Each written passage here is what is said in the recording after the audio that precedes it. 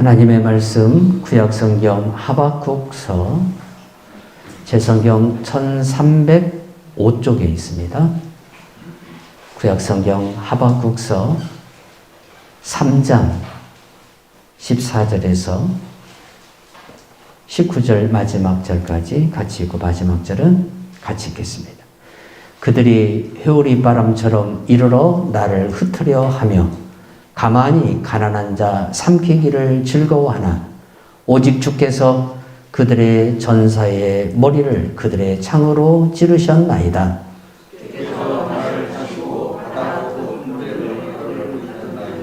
내가 들었으므로 내 창자가 흔들렸고 그 목소리로 말미암아 내 입술이 떨렸도다. 무리가 우리를 치러 올라오는 환난 날을 내가 기다림으로 썩이는 것이 내 뼈에 들어왔으며 내 몸은 내 처소에서 떨리는 도다.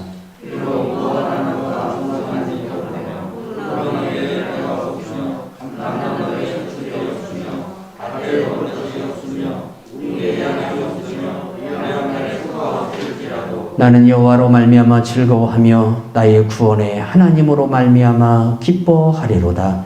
주 여호와는 나의 힘이시라. 나의 발을 사슴과 같게 하사 나를 나의 높은 곳으로 다니게 하시리로다. 이 노래는 지휘하는 사람을 위하여 내 수금에 맞춘 것이니라. 아멘. 우리가 알지 못했던 시대, 우리나라는 당시에 조선이라는 이름을 가지고 살아가던 시대에 미국에서 일어났던 일입니다.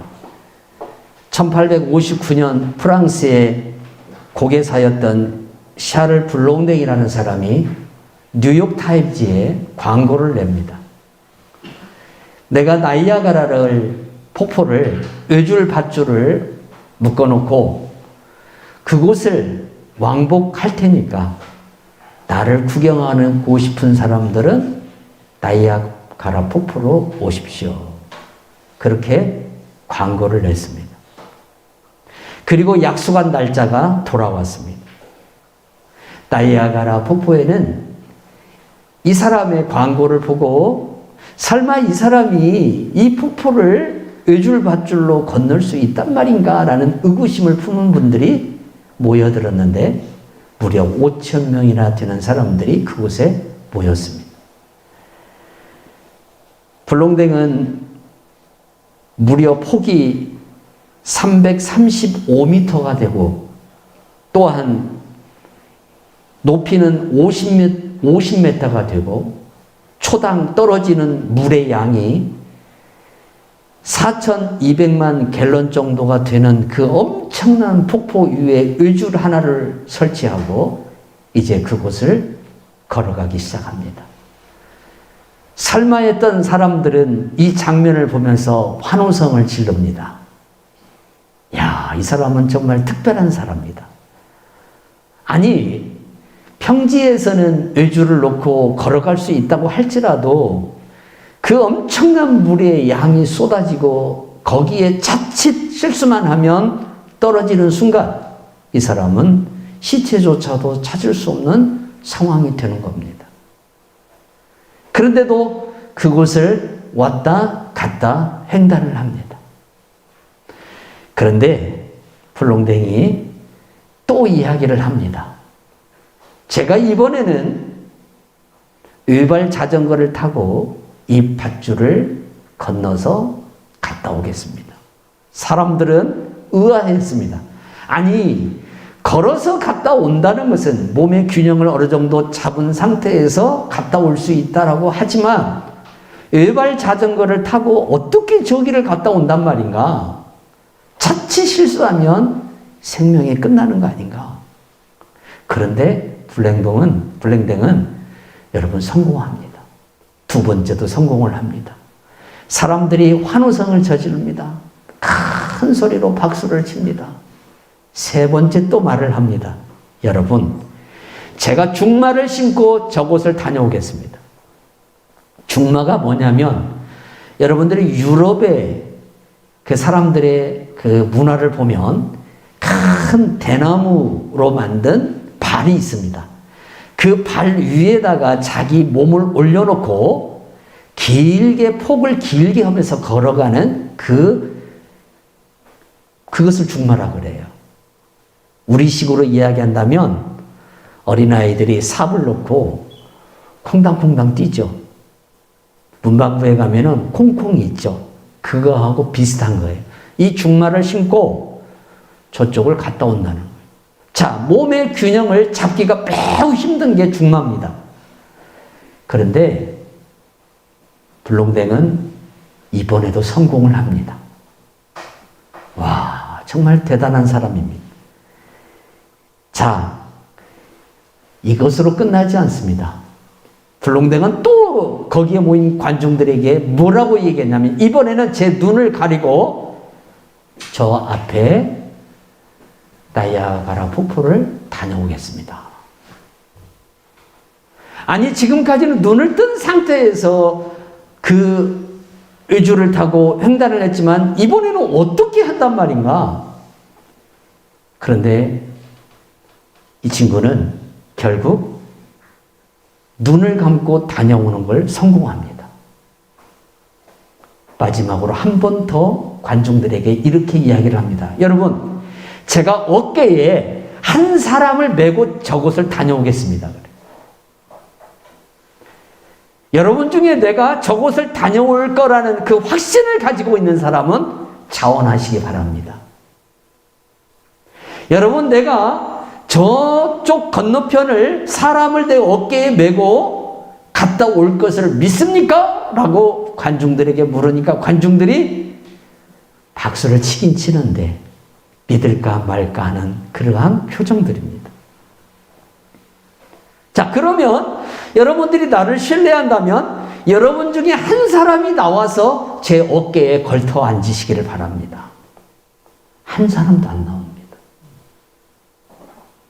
여러분, 이게 우리의 믿음이 될 수 있다는 겁니다. 우리가 다른 사람을 통해서 나타나는 여러 가지 하나님의 역사나 말씀 속에 기록되어진 여러 가지 하나님의 역사를 우리가 보고 믿는다고 하면서 정작 우리 자신의 일에 있어서는 믿지 못하고 신뢰하지 못하고 설마 어떻게 그런 일이 이렇게 우리들도 받아들일 수 있다는 겁니다. 그때 한 사람이 손을 들고 나섭니다. 블랙동의 친구였습니다. 이 친구가 어깨에 올라탑니다. 그때 사람들이 묻습니다. 무섭을 텐데, 큰일 날 텐데, 당신도 죽어. 이 사람만 죽는 게 아니라 당신도 죽을 수 있어. 라고 사람들이 소리를 지릅니다. 그때 블롱댕의 친구가 이렇게 이야기를 하죠.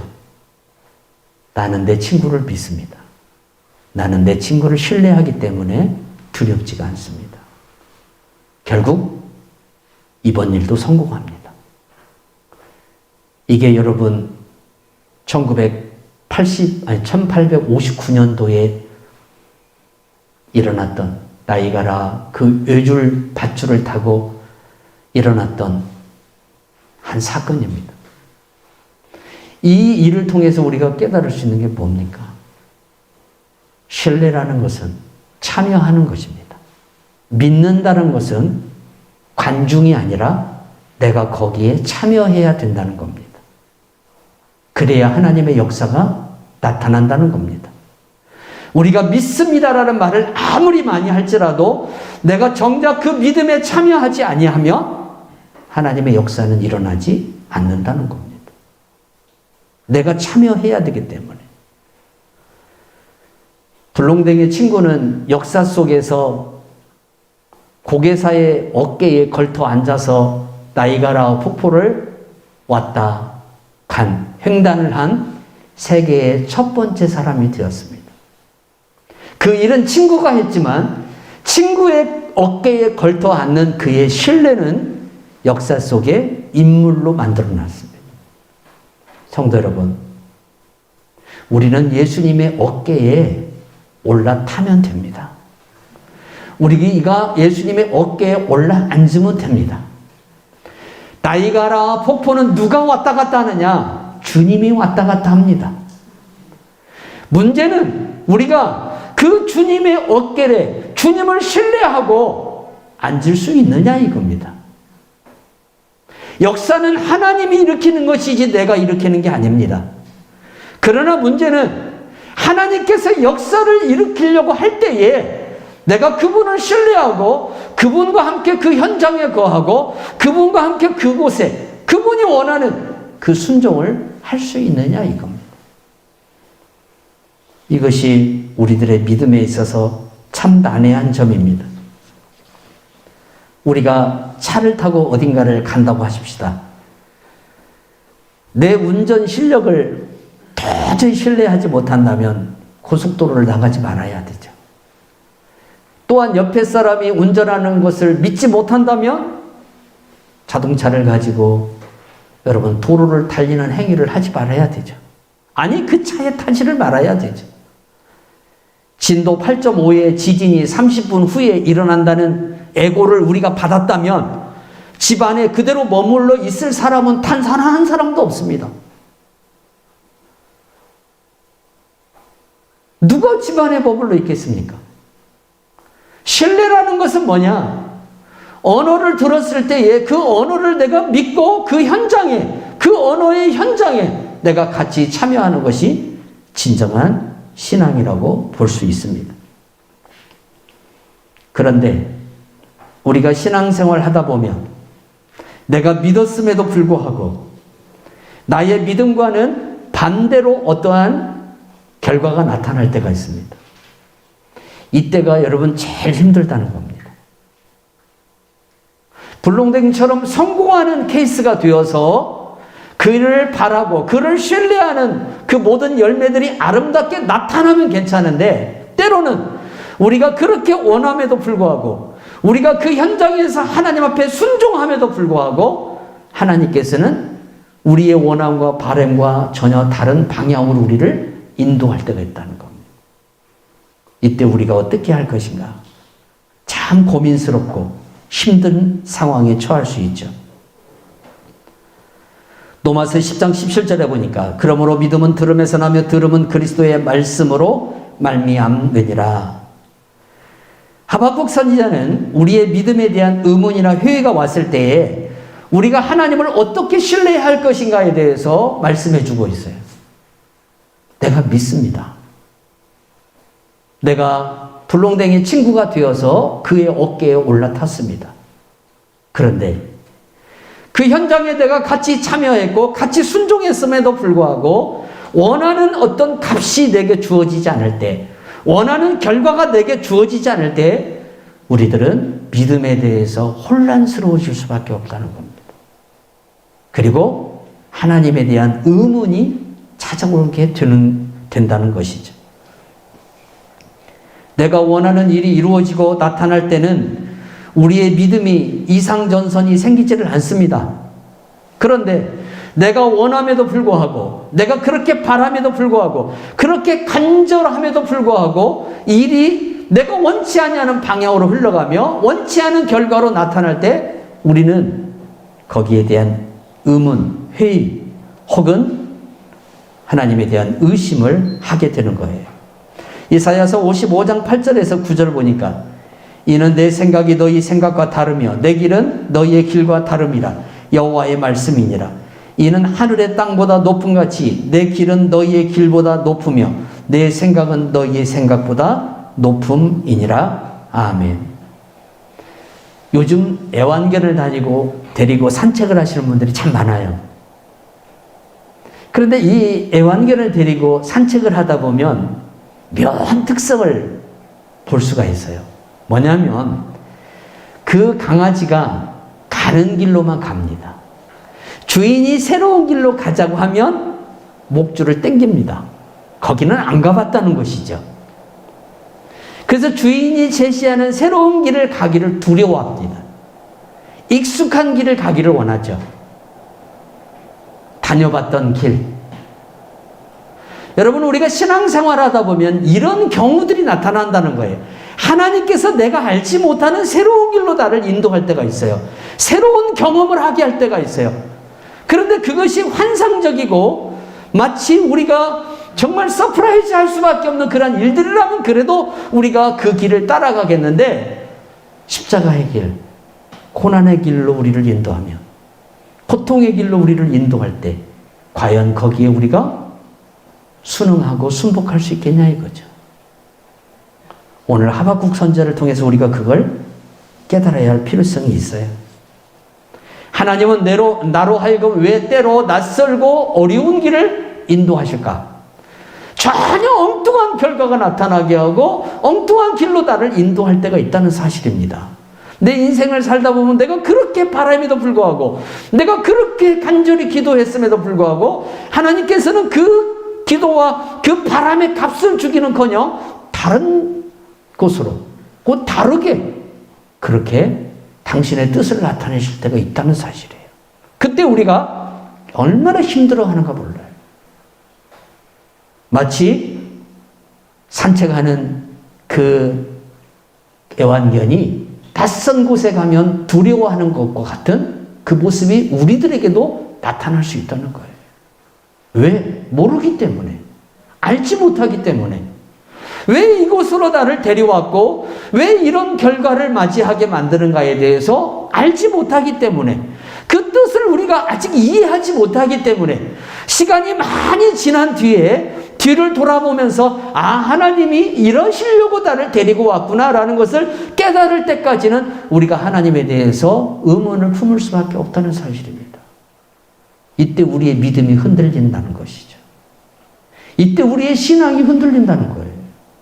그래서 실족하게 되고 실망하게 되고 넘어지게 되고 시험에 빠지는 것을 볼 수가 있죠. 신명기서 8장 2절에서 3절을 보세요. 내 하나님 여호와께서 이 40년 동안에 내게 광야의 길을 걷게 하신 것을 기억하라. 이는 너를 낮추시며 너를 시험하사 내 마음이 어떠한지 그 명령을 지키는지 지키지 않는지 알려 하심이라. 너를 낮추시며 너를 줄이게 하시며 또 너도 알지 못하며 내 조상들도 알지 못하던 만나를 내게 먹이신 것은 사람이 떡으로만 사는 것이 아니요 하나님의 입에서 나오는 모든 말씀으로 사는 줄을 내가 알게 하려 하심이라. 낯선 곳으로 하나님이 인도하셨어요. 전혀 경험해보지 못한, 알지 못하는 정말 고통스러운 곳으로 그들을 인도하시는 거예요. 그런데 모세가 신명기서를 쓰면서 이스라엘 백성들에게 묻기를, 왜 하나님께서 그러면 낯선 곳으로 우리를 인도했느냐에 대한 답이 주어져야 돼요. 이해가 있어야 한다는 말입니다. 그것은 바로 하나님이 어떤 분인가를 알게 하기 위해서, 하나님이 어떤 분인가를 알게 하기 위해서 우리에게 때로 고통을 허용하신다는 사실입니다. 제가 오늘 아침에도 잠깐 시간을 내서 제 개인 묵상을 하는데 욥기서를 잠깐 묵상하면서, 욥이 하나님에 대해서 너무나 많이 알고 있는 사람이잖아요. 그런데 욥기서 38장쯤 가면 여러분 결국 뭡니까? 욥도 하나님을 제대로 알지 못하더라 이거예요. 의인이라고 하는 욥도 가장 하나님에 대해서, 그래도 그 모인 친구들 가운데 하나님에 대해서 가장 많이 안다고 하는 이 욥도 하나님을 제대로 알지 못하더라 이거예요. 우리의 길과 그분의 길이 다르다는 거예요. 우리의 생각과 그분의 생각이 다르기 때문에 우리는 빨리 이 코로나를 끝냈으면 좋겠는데, 아니 이 코로나로 인한 고통이 우리들에게 심해서 교회들도 힘들고 여러분 모든 사람들이 다 살아가기 힘든 세상이 지속되고 있잖아요. 그런데 하나님은 왜 이것을 계속해서 지금 우리 가운데 허용하고 계시느냐 이거예요. 그나마 오미크론이라는 이 코로나는 크리스마스에 주신 선물이라고 그렇게 우리가 이야기까지 하고 일주일만 잘 견디면 자연스럽게 지나가는 코로나 중에 하나가 대세가 되어 있어서 그나마 감사한데, 어제 새로운 변이종이 발표됐습니다. 오미크론과 델타가 교합된 새로운 변이종이 발생했습니다. 이것이 또 세계의 대세를 이룰 수도 있다는 사실입니다. 강력한 코로나의 바이러스와 빠르게 전파되는 이 전파력이 합쳐진 코로나가 또 발견됨으로 인해서 인류는 앞으로 어떻게 살아갈 것인가, 우리의 불편함은 언제까지 지속돼야 할 것인가에 대한 답답함이 우리 안에 있죠. 그리고 우리는 하나님께 묻습니다. 하나님 왜 이렇게 하십니까? 왜 이러십니까? 우리가 뭘 잘못했기에, 우리가 무엇이 부족하기에 대체 그러십니까? 우리가 예배를 안 드립니까? 우리가 무엇을 안 합니까? 우리는 그렇게 하나님 앞에 항변할 수 있다는 사실입니다. 욥도 그랬고 하박국도 그랬다는 사실이에요. 그때 하나님께서 주신 말씀은 뭐예요? 당신의 일을 하시기 위해서. 당신의 일을 하시기 위해서. 코로나를 주신 이유는 여러분, 우리가 간단하게 생각하면 이렇게 생각하죠. 하나님께서 왜 인류 가운데 이 바이러스를 줬나? 지금 준 게 아니에요, 여러분. 오래전 우리들의 조상 때부터 이 바이러스는 존재하고 있었어요. 계속 변이되었을 뿐이에요. 그리고 이러한 바이러스를 통해서 하나님은 당신이 이 모든 나라와 민족을 주관하고 다스리고 나간다는 것을 우리들에게 가르쳐주고 있고, 그리고 이 일을 통해서 또 당신의 일을 해나가고 계신다는 거예요. 이때 우리가 어떻게 할 것인가? 요한복음 14장 1절에 이렇게 말하고 있어요.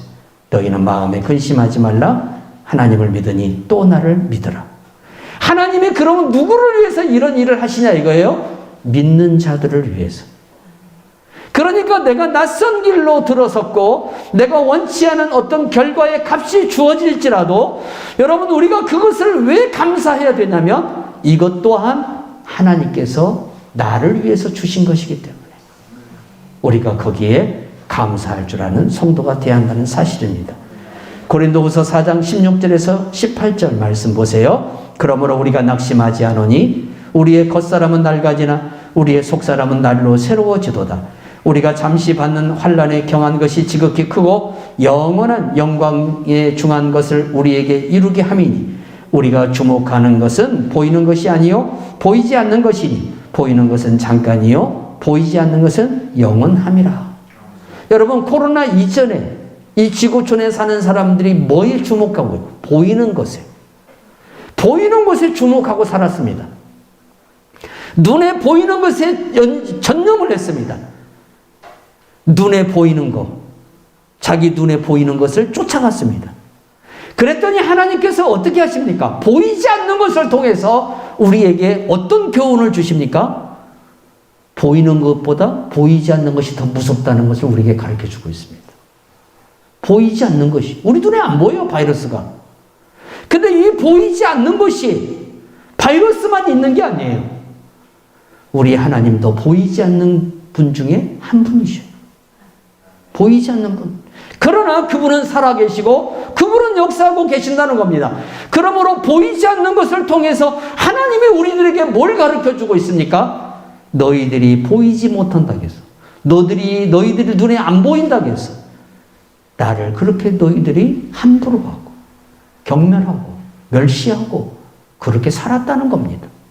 그러니까 보이지 않는 것을 통해서 우리들을 경고하시고 깨닫게 하시고, 보이지 않는, 우리 눈에 보이지 않는 하나님이시지만 그러나 여전히 살아계시고 역사하시는 하나님을 우리가 신뢰하고 나아가도록 만들어 주신다는 사실입니다. 고린도후서 4장 6절에서 7절 말씀 보세요. 어두운 때에 빛이란 말씀하던 그 하나님께서 예수 그리스도의 얼굴에 있는 하나님의 영광을 아는 빛을 우리 마음에 비추셨느니라. 우리가 이 보배를 질그릇에 가졌으니 이는 심히 큰 능력은 하나님께 있고 우리에게 있지 아니함을 알려 함이라. 여러분, 코로나 왜 주셨어요? 라는 질문에 고린도후서 4장 6절에서 7절은 이렇게 대답해요. 이 모든 것을 이길 능력이 우리 안에 있는 게 아니라 그분 안에 있다는 거예요. 이것을 깨닫게 해주시는 거예요.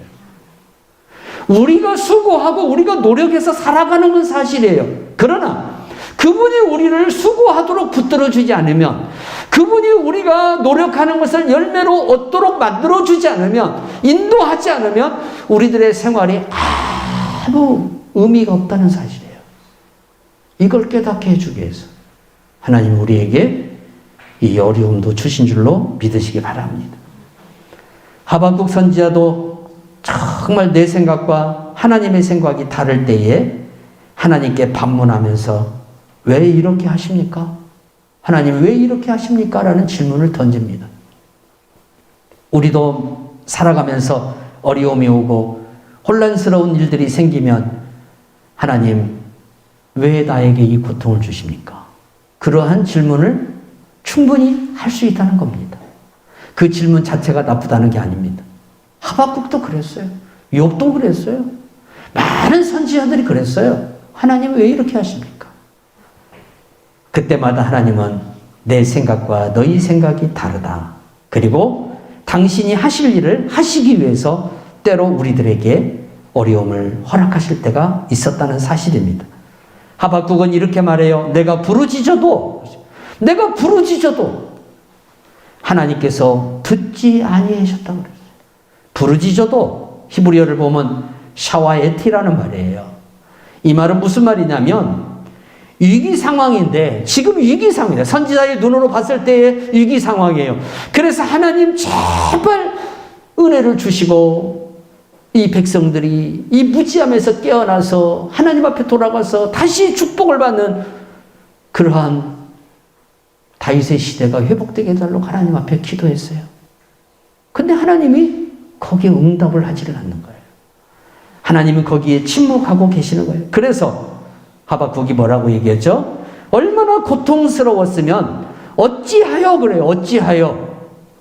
하나님 어찌하여 내 말을 듣지 않으십니까? 왜 나를 외면하십니까? 어찌하여서 이렇게 일이 되어가게끔 하나님 만드십니까? 라고 지금 하나님 앞에 하소연하고 있는 거예요. 누가? 하박국 선지자가. 우리도 그런다는 거예요. 우리도 살아가다가 어려운 일이 당했을 때, 힘든 일이 당했을 때, 고통스러운 일이 당했을 때, 내가 원하나 원치 않냐는 길로 내가 인도되었을 때, 낯선 곳으로 갔을 때, 하나님 이게 뭐예요? 이러한 질문을, 그리고 어찌하여서 이렇게 우리를 인도하냐는 질문을 던질 수 있다는 겁니다. 어찌하여라는 말은 히브리어 라마라는 말이에요. 라마라는 말인데 이 말이 어디에 사용돼요? 슬픈 애가를 쉽게 말하면 유대인들이 노래 부를 때에 사용하는 공통적인 언어예요. 어찌하여? 모세도 그랬죠. 하나님 앞에. 하나님께서 모세에게 뭐라고 그래요? 이스라엘 백성들을 다 내가 쓸어버리고 싶다는 거예요. 그때 모세가 뭐라고 이야기하죠? 아니, 여기까지 우리를 데리고 와놓고, 우리를 아브라함의 언약의 백성이라고 칭해놓고, 이 백성들이 좀 그렇게 잘못했다고 해서, 이 백성들이 하나님 앞에 죄악을 저질렀다고 해서 하나님이 여기서 이 백성들을 다 죽이면, 어떻게 하자는 겁니까? 어찌하여 이렇게 하려고 그럽니까? 그때 사용하는 모세의 언어가 라마라는 말이에요. 슬프다, 이 말이에요. 슬프다. 하나님이 그렇게 하시는 것이 너무 슬프다는 거예요. 이렇게 된 이유는 여호와김이라는 왕이 하박국 선지자 때의 유다의 왕이었는데 이 왕이 너무나 패역한 짓을 했어요. 그래서 하나님께서 이 왕뿐만 아니라 이스라엘의 귀족들, 이스라엘의 왕족들을 이제 심판하시면서 이스라엘 백성들까지 같이 하나님이 심판하는 것을 볼 수 있어요. 하박국 선지자가 이렇게 하나님 앞에 어찌하여서 왜 하나님께서 이 백성들을 버리냐라고 이야기하는 데는 특별한 의미가 있어요. 여러분, 기도할 때 우리가 때로 징계로 인한 기도를 할 때가 있어요. 우리가 어떤 하나님 앞에 형벌을 받을 때에 드리는 기도가 있어요. 그때 우리가 하나님 앞에 항변할 수 있어요. 하나님 어찌해서 우리에게 이런 값을 주십니까? 이런 결과가 있습니까? 라는 우리가 항변을 할 수가 있어요. 그때에 우리가 하나님 앞에 뭐라고 이야기를 할 겁니까? 여러분, 언약을 이야기해야 돼요. 하나님, 아브라함에게 언약하지 않았습니까? 예수 그리스도를 통해서 내가 비록 죄인일지라도 나를 용서하시고 나를 새롭게 하시고 나에게 다시 하나님의 은혜를 주신다고 약속하지 않았습니까? 하나님 이 언약을 기억하셔야 되지 않습니까? 이거예요. 하박국 선지자가 하나님 앞에 항변하게 된 데는 자기 백성들의 모습을 보면서 이 백성들이 이렇게 착하게 사는데 왜 하나님께서 징벌을 하시려고 합니까? 라는 내용이 아니에요. 백성들을 보면, 왕을 보면 징벌을 받아야 마땅해요. 그런데도 불구하고 하박국이 뭐라고 얘기해요? 어찌하여? 이 말은 하나님이 왜 약속을 안 지키냐 이 말이에요. 어떤 약속일까요? 민수기서 23장 21절에 보면 이렇게 말씀하고 있어요. 야곱의 허물을 보지 아니하시며 이스라엘의 반역을 보지 아니하시는도다. 여호와 그들의 하나님이 그들과 함께 계시니 왕을 부르는 소리가 그 중에 있도다. 아멘. 이 말은 하나님이 이스라엘 백성들을 끝까지 함께하고 이 백성들을 지키시고 이 백성들에게 은혜를 주겠다는 언약이에요. 언약. 하나님, 비록 이 백성들이 죄를 지은 건 나도 압니다. 이 백성들이 패역하다는 사실을 나도 압니다. 그러나 하나님이 그럼에도 불구하고 이 나라에 이 백성들에게 은혜를 주신다고 하지 않았습니까? 그렇게 언약하지 않았습니까? 그렇게 모세에게 약속하지 않았습니까? 그런데 왜 하나님께서 이 백성들을 다 멸하려 하시나이까? 지금 그 항변을 하고 있는 거예요. 그런데 하나님은 여기에 대해서 뭐라고 얘기합니까? 침묵하십니다. 여러분, 하나님의 침묵이 무섭다는 거예요. 참 무서워요. 아니, 차라리 그냥 나타나셔서 뭐라고 하면 좋겠어요. 뭐라고 하면 좋은데 그냥 숨어서 침묵해버린다. 이렇게 하박국 선지자가 외침에도 불구하고 하나님은 말하지 않습니다. 왜 그럴까요? 하나님의 뜻을 돌이키지 않는다는 겁니다. 당신의 뜻이 뭡니까? 이 백성들에게 큰 고통과 고난을 주겠다는 겁니다. 누구를 통해서? 놀랍습니다. 하박국 선지자가 이 장면을 보고 놀라고 또 놀랄지어다라고 말하고 있어요. 주님이 그렇게 말해요. 내가 어떻게 이 백성들을 인도하는가를 보면 네가 놀랄 것이다. 또 놀랄 것이다. 하나님은 오묘한 계획을 갖고 계셔요. 그 중에 하나가 누구냐? 갈대아 사람이었어요. 놀라운 사실은 설교를 준비하면서 이 갈대아 사람들이 어떤 사람인가를 한번 찾아봤어요. 그랬더니 깜짝 놀랄 일이 벌어졌어요. 아브라함에게는 형제들이 있습니다. 그 중에 하나가 나홀입니다. 나홀이라는 사람이 있어요. 이 나홀이라는 사람이 여러분 누구를 낳냐면 나홀이 부두엘을 낳아요.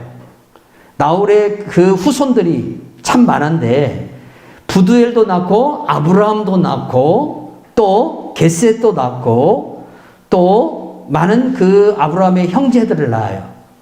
그런데 부두엘이 누구를 낳냐면 딸 하나를 낳는데 그 딸이 리브가예요, 여러분. 그러니까 리브가는 큰아버지들이 많았어요.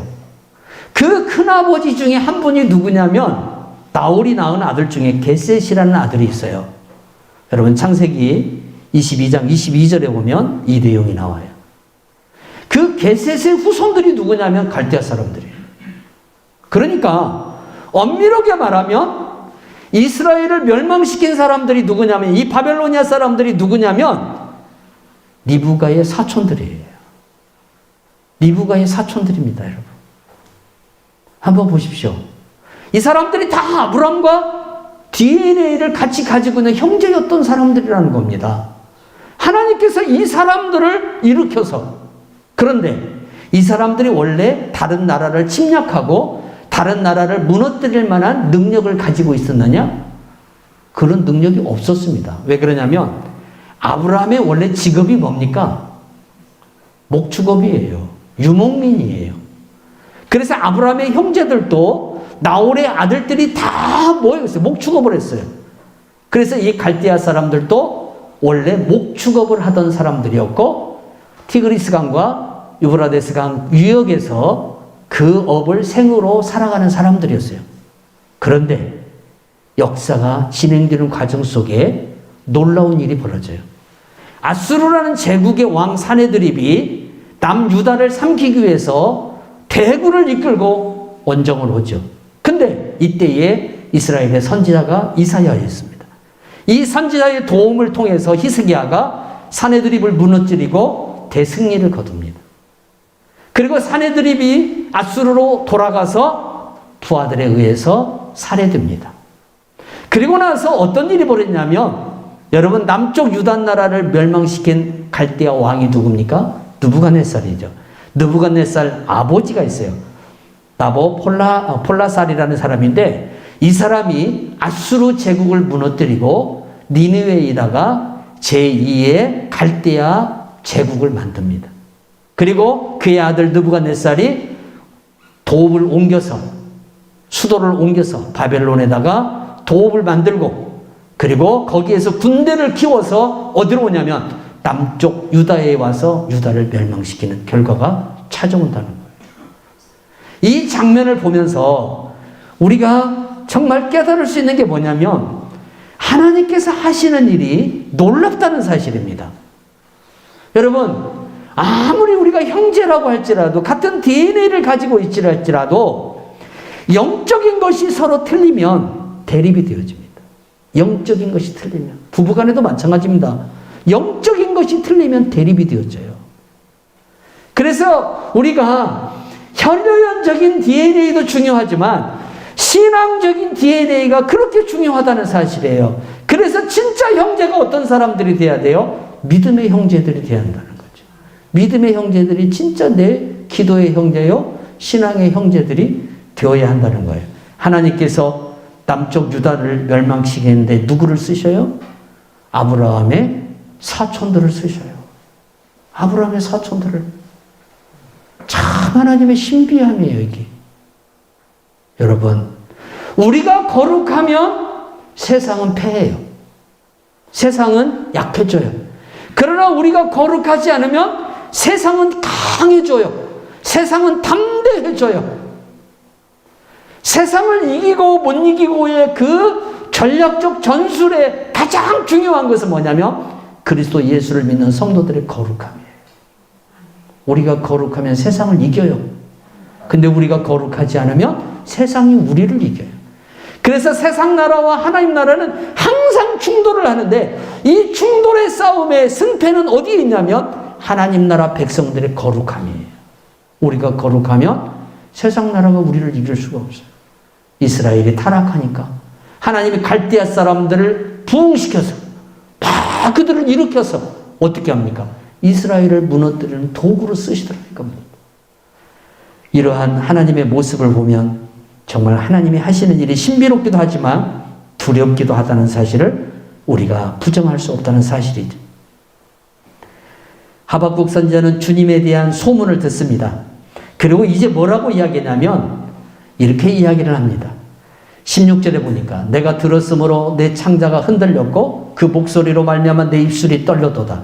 무리가 우리를 치러 올라오는 환난 날을 내가 기다림으로 썩이는 것이 내 뼈에 들어왔으며 내 몸은 내 초소에서 떨리는도다. 하나님이 하박국에게 갈대아 사람들을 통해서 이스라엘을 어떻게 칠 것인가를 이미 말씀하셨어요. 그것을 이제 하박국이 기다리고 있는 거예요.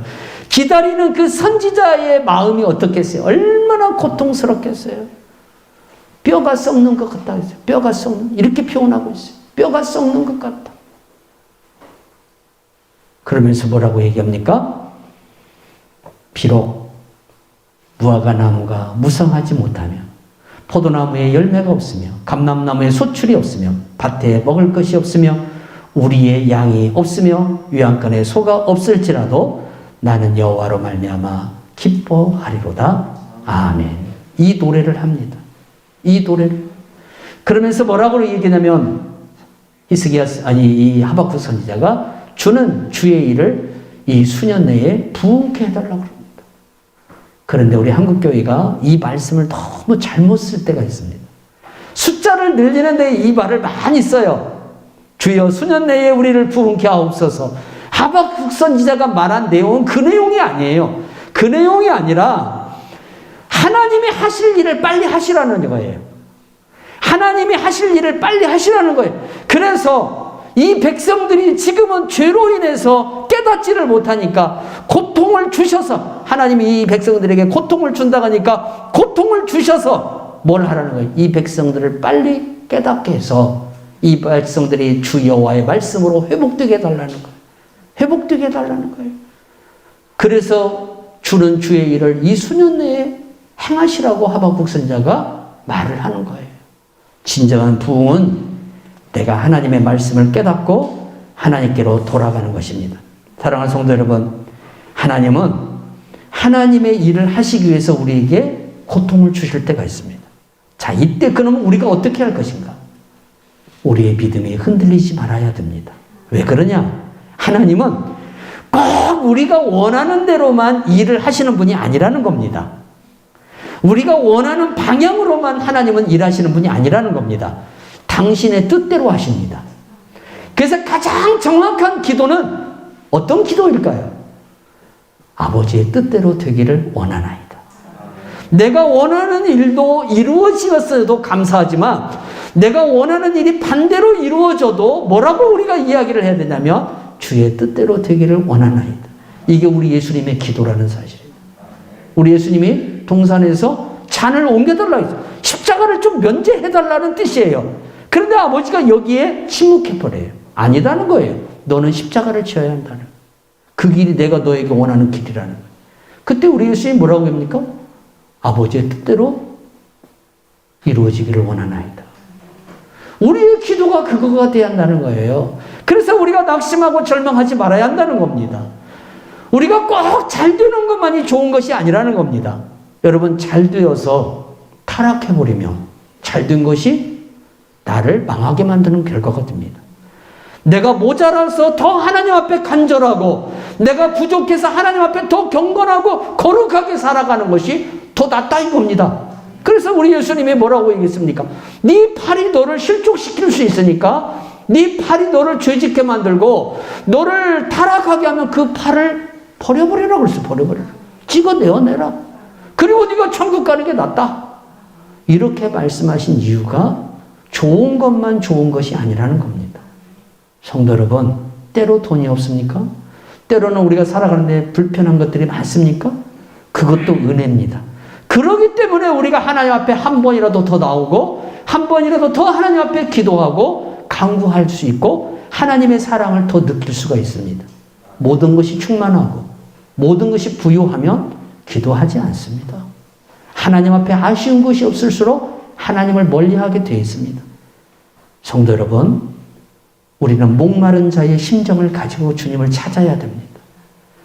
우리에게 코로나를 주신 것은 더욱 하나님을 사랑하라는 겁니다. 더욱 하나님을 사모하라는 겁니다. 그분에게 우리의 생명이 있기 때문에 그렇게 믿음으로 나아가는 귀한 성도들이 되기를 주 예수 그리스도의